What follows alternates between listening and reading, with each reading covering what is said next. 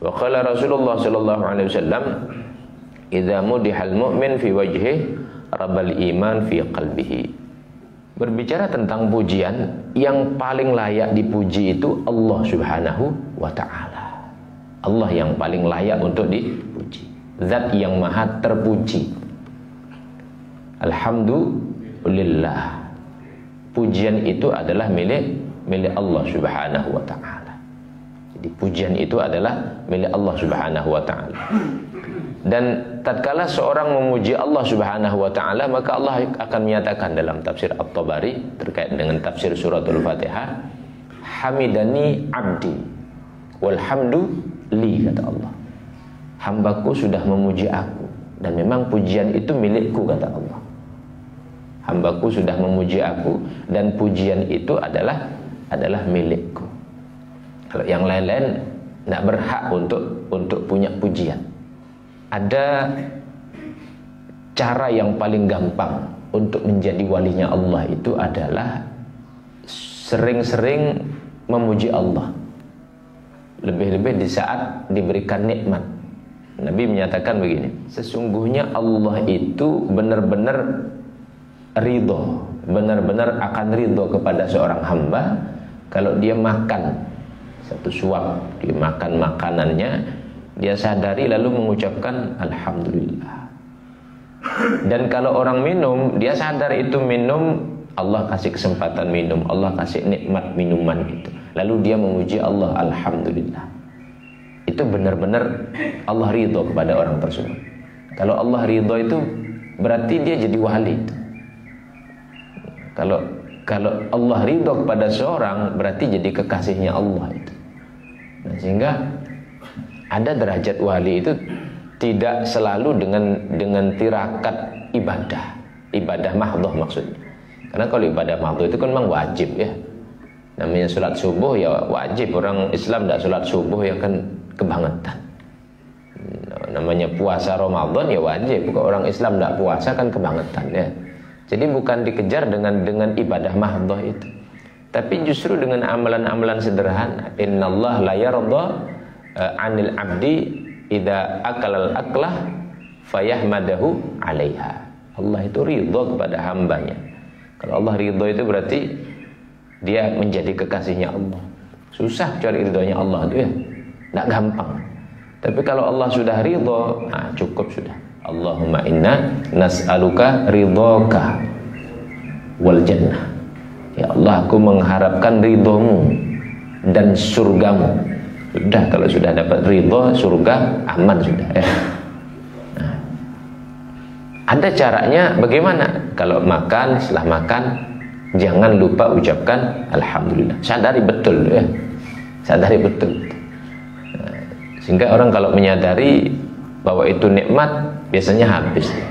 Tapi kalau orang tidak menyadari, banyak makanan sikat nanti banyak sisanya ya, mubazir. Banyak sisanya. Nafsu sih pingin saja makan banyak-banyak, ngambil sepiring, habis itu tambah lagi, separuh sisa, kebuang intinya ya. Dan biasanya kalau begitu tidak bisa bersyukur. Bagaimana mau bersyukur orang tidak habis ya? Tapi kalau dia sedikit ngambil, dia sadari betul alhamdulillah. Apalagi dalam kondisi kesusahan, orang dikasih jatah sedikit-sedikit. Ini dikasih satu suap, oh benar-benar dirasa itu. Lalu dia bersyukur, itulah yang menjadikan Allah itu ridho kepada seorang hamba. Itu yang menjadikan Allah ridho kepada seorang hamba. Jadilah dia kekasihnya. Nah, maka coba direnung-renungkan ya. Kalau dapat rezeki, dapat nikmat, syukuri betul itu. Kalau orang bersyukur itu tidak memandang makanan itu, oh ini bagus, ini jelek.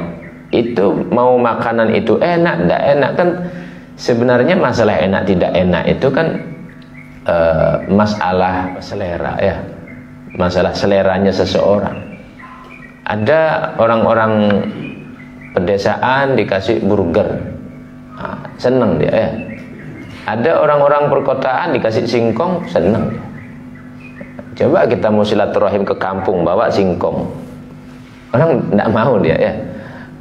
kita beli di pasar lah, ke kampung, kemudian bawa talas misalnya, orang tidak mau dia bawa daun ketela misalnya, orang tidak bersyukur dia, orang sudah biasa ya.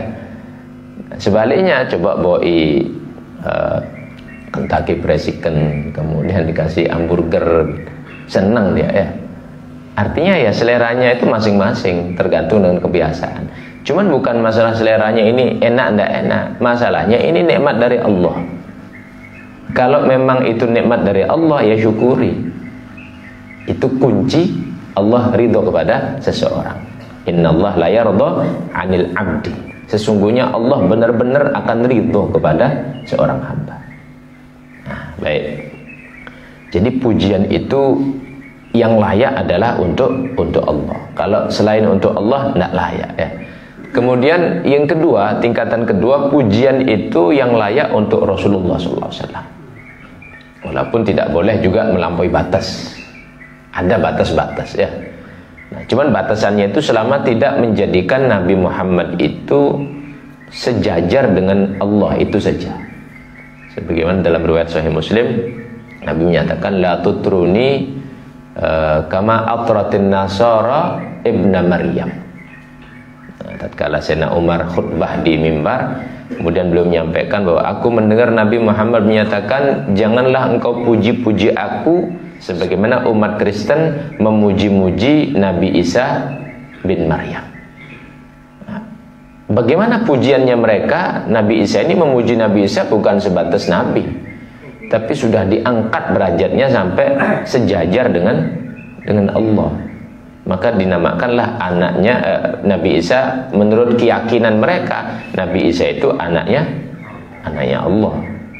Padahal Allah itu lam yalid wa lam yulad, tidak beranak dan tidak diperanakkan.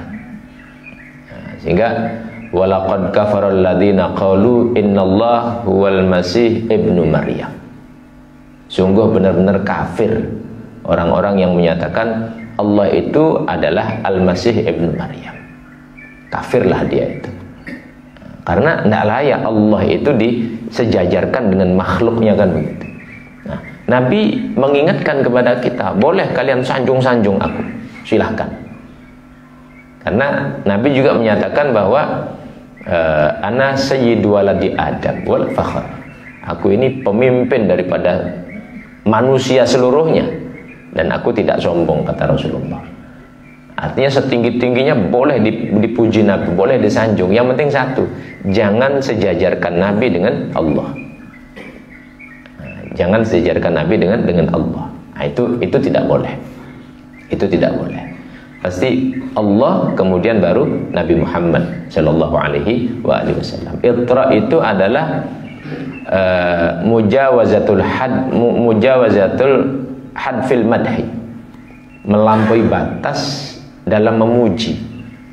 Nah, itu namanya itra, la tutruni, melampaui batas. Atau memuji dengan sebab bumbu-bumbu kebohongan, itu namanya itra. Pujian yang dibarengi dengan bumbu kebohongan, itu namanya itra. Itu yang tidak diperbolehkan. Ada orang-orang yang dia tidak memahami makna perbandingan kalimat hadis ini ya, lalu kemudian tidak boleh muludan, tidak boleh nyanjung-nyanjung Nabi begitu. Nabi itu manusia biasa katanya. Nah, itu kerjaannya orang-orang Wahabi itu ya. Jadi tidak mau dia memuji-muji Rasulullah, tidak mau.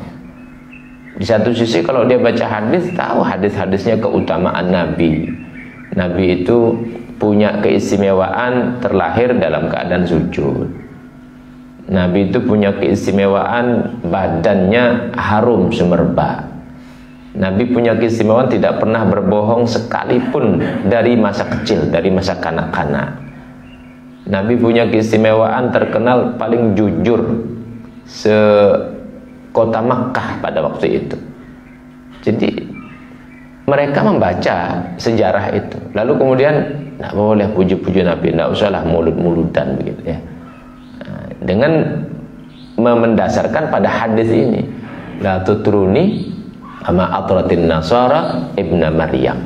Jangan memuji-muji aku sebagaimana umat Nabi Isa memuji-muji Nabi Isa. Dia tidak sadar kalimat hadis itu kan sebagai perbandingan. Lalu kita tengok bagaimana umat Nabi Isa memuji Nabi Isa. Diangkatnya Nabi Isa jadi Tuhan kan gitu. Nah, itu yang tidak boleh. Itu saja batasnya. Kalau selama di bawah batasan itu, silahkan puji. Setinggi langit, silahkan puji ya. Nah, jadi yang layak mendapatkan pujian yang kedua adalah Rasulullah Sallallahu Alaihi Wasallam.